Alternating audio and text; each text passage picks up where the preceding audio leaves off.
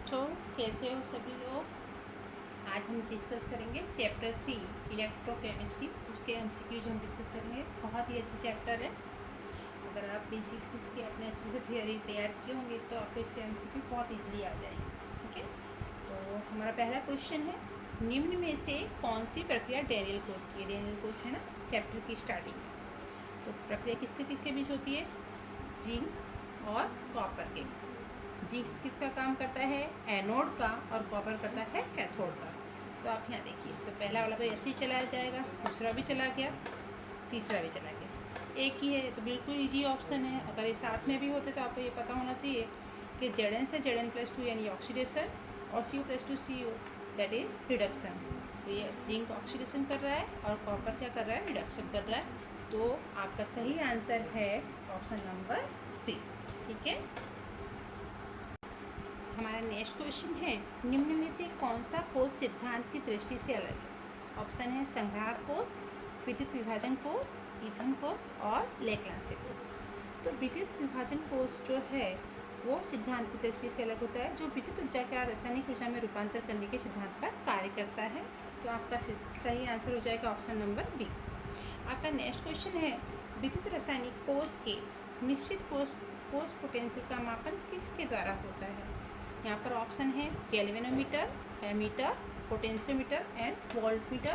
तो आपका सही आंसर होगा यहाँ पर पोटेंशियोमीटर। ठीक है, डायरेक्ट थ्योरी बेस्ड आंसर हैं, क्वेश्चन है, बिल्कुल इजीली आप तैयार हो जाएंगे। हमारा नेक्स्ट क्वेश्चन है क्वेश्चन नंबर 4, निम्न दी गई कोष प्रक्रिया के लिए सांकेतिक निरूपण क्या होगा। तो FeS, CD+2, Fe+2, CD दिया होगा। आप देख सकते हैं आयरन यानी Fe का क्या हो रहा है, ऑक्सीडेशन, और कैडमियम का हो रहा है रिडक्शन। जब हम सांकेतिक निरूपण करते हैं तो ऑक्सीडेशन जो करते हैं, जो तत्व ऑक्सीडेशन करते हैं उनको किस तरफ रखते हैं, बाईं तरफ, और जिनको जो रिडक्शन अपचयन प्रक्रिया का अनुभव करें उसको दाईं तरफ। और लवण सेतु को दर्शाने के लिए 2 तीर का उपयोग कर सकते हैं। तो आप देखिए यहाँ पर कौन सा आंसर सही लग रहा है, Fe, Fe+2, CD+2, CD, इस टाइप का आंसर होगा ना। देखिए ऑप्शन ए, बी, सी और ऑप्शन नंबर डी। यहाँ पर देखिए Fe से Fe+2, लवण सेतु CD+2 से CD। ठीक है, तो ये होगा आपका सही आंसर। हमारा नेक्स्ट क्वेश्चन है, X, Y और Z धातु के मानक अपचयन पोटेंशियल के मूल्य क्रमशः 0.34 वोल्ट, 0.80 वोल्ट और -0.45 वोल्ट है। तो उनके अपचयनकर्ता का प्रबलता का क्रम बताइए। आप यहाँ देखिए, सबसे अधिक जो वैल्यू है वो किसकी है, Y की, उसके बाद की वैल्यू है X की, और सबसे कम जो वैल्यू है वो किसकी है, Z। तो जैसे जैसे रिडक्शन पोटेंशियल का मूल्य जितना ज़्यादा होता है उसकी रिडक्शन करने की क्षमता अधिक होती है, परंतु अपचायक के रूप में उसका गुणधर्म क्या हो जाता है, कम हो जाता है। इसलिए रिडक्शनकर्ता के रूप में प्रबलता का सही क्रम क्या हो जाएगा, Z is greater than X is greater than Y, just इसका उल्टा।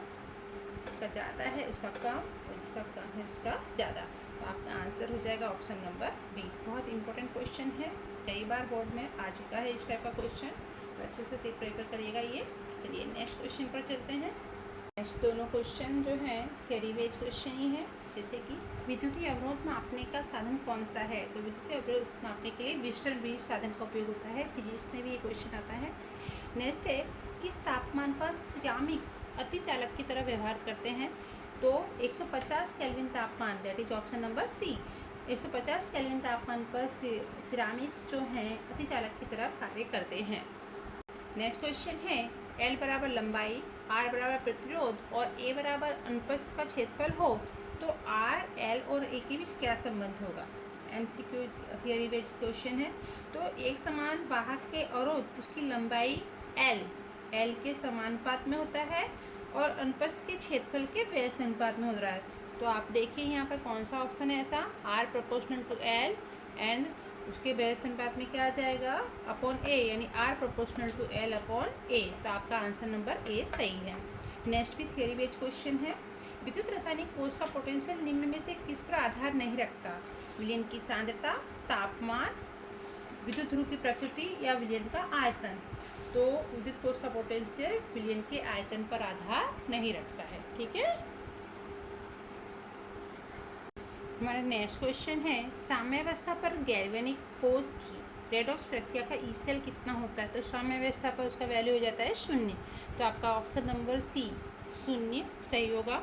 नेक्स्ट है, एक इलेक्ट्रॉन पर कितने कूलम विद्युत मात्रा होती है। ये भी थ्योरी बेस्ड क्वेश्चन है, आप चेक करोगे बुक में तो आपको इसका आंसर मिल जाएगा 0.1602 × 10⁻20। ओके, चलिए नेक्स्ट क्वेश्चन देखते हैं। हमारा नेक्स्ट क्वेश्चन है, विशिष्ट चालकता की इकाई क्या है। ऑप्शन नंबर ए है siemens ohm metre, siemens centimetre square mole inverse, and option D है सीमेंस मीटर इनवर्स। तो विशिष्ट चालकता की इकाई होती है सीमेंस मीटर इनवर्स। ठीक है। चलिए क्वेश्चन नंबर 30, निम्न में से कौन चालक नहीं है। पहला है कॉपर, कांच, NaCl, सिलिकॉन। तो कांच क्या है, चालक नहीं है, बाकी तीनों हैं चालक होते हैं। तो आपका सही आंसर हो जाएगा option number B. Next 14 number question cells में से है, 2H2 + O2 गिव्स 2H2O और 571.7 किलो जूल ऊर्जा जुड़ रही है। तो प्रक्रिया निम्न में से किस कोष में होती है। तो ये आपका है ईंधन कोष। आप एक कोष पढ़ेंगे तो उसमें आपको ईंधन कोष में ये प्रक्रिया देखने को मिलती है। तो आपका सही आंसर हो जाएगा ऑप्शन नंबर सी। हमारा नेक्स्ट क्वेश्चन है, लवण सेतु में कौन सा विलयन भरा जाता है। तो आप थियरी देखेंगे तो आपको तुरंत पता चल जाएगा कि लवण सेतु में जलीय एमोनियम नाइट्रेट यानी NH4NO3 का विलयन भरा जाता है। That means option number D आपका सही आंसर है। ठीक है। नेक्स्ट, कौन सा ध्रुव सक्रिय है। ध्रुव के प्रकार उसमें से ये क्वेश्चन है। आपके पास ऑप्शन है ग्रेफाइट, कार्बन, प्लेटिनम और सिल्वर। तो सिल्वर जो है वो सक्रिय ध्रुव की तरह कार्य करता है। तो पता है ना, सक्रिय, निष्क्रिय और गैसीय विद्युत ध्रुव। तो सिल्वर जो है सक्रिय विद्युत ध्रुव की तरह कार्य करता है। ठीक है। हमारा नेक्स्ट क्वेश्चन है, विद्युत अपघटन में से जलीय Na2SO4 के विलयन का विद्युत विभाजन ग्रेफाइट ध्रुव की उपस्थिति में करने पर क्या होता है। तो आपके पास 4 ऑप्शन है। कैथोड पर Na मिलता है, कैथोड पर ऑक्सीजन गैस मिलता है, एनोड पर H2 गैस मिलता है, या एनोड पर ऑक्सीजन गैस मिलता है। तो आप विद्युत अपघटन का पॉइंट देखेंगे तो सोडियम सल्फेट का जब हम विद्युत विभाजन करते हैं तो 2Na+ और SO4-2। कैथोड पर Na+ का नहीं परंतु किसका रिडक्शन होता है, पानी का रिडक्शन होता है और आपको H2 गैस मिलता है। और उसी तरह एनोड पर SO4-2 का नहीं परंतु किसका ऑक्सीडेशन होता है, पानी का। तो पानी का ऑक्सीडेशन होने पर आपको एनोड पर O2 गैस मिलता है। दैट मीन्स इस प्रकार की रिएक्शन होती है एनोड पर 1/2 O2, 2H+ एंड 2 इलेक्ट्रॉन। तो आपका सही आंसर क्या हो जाएगा, एनोड पर ऑक्सीजन गैस मिलता है। ठीक है। हमारा नेक्स्ट क्वेश्चन है, विद्युत विभाज्य की जल में आयनिक वाहकता किस पर आधारित नहीं है। तो विद्युत विभाज्य की सांद्रता, तापमान, विलायक के प्रकार और स्निग्धता और दाब। तो इसमें आपका सही आंसर हो जाएगा ऑप्शन नंबर डी। नेक्स्ट है, मंद जलीय कॉपर सल्फेट के विलयन का निष्क्रिय ध्रुवों द्वारा विद्युत विभाजन के दरमियान विलयन की pH में क्या परिवर्तन होता है। घटती है, बढ़ती है, अचल रहती है या बढ़कर घटती है।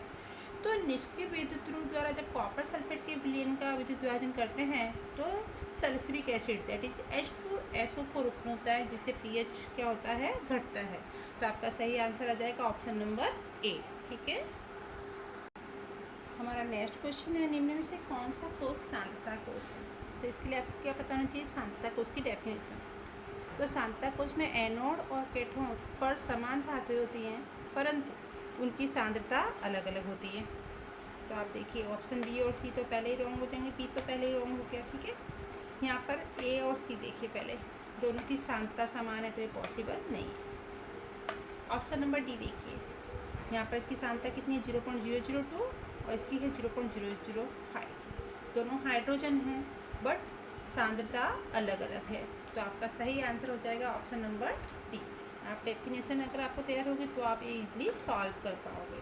देखिए कंफ्यूज होने की ज़रूरत नहीं है। यहाँ पर भी आप देख के तुरंत अगर तुक्का मारोगे तो आप ए लगा दोगे या सी लगा दोगे, बट वो रॉन्ग है। उसमें आपको देखना क्या है, सांद्रता।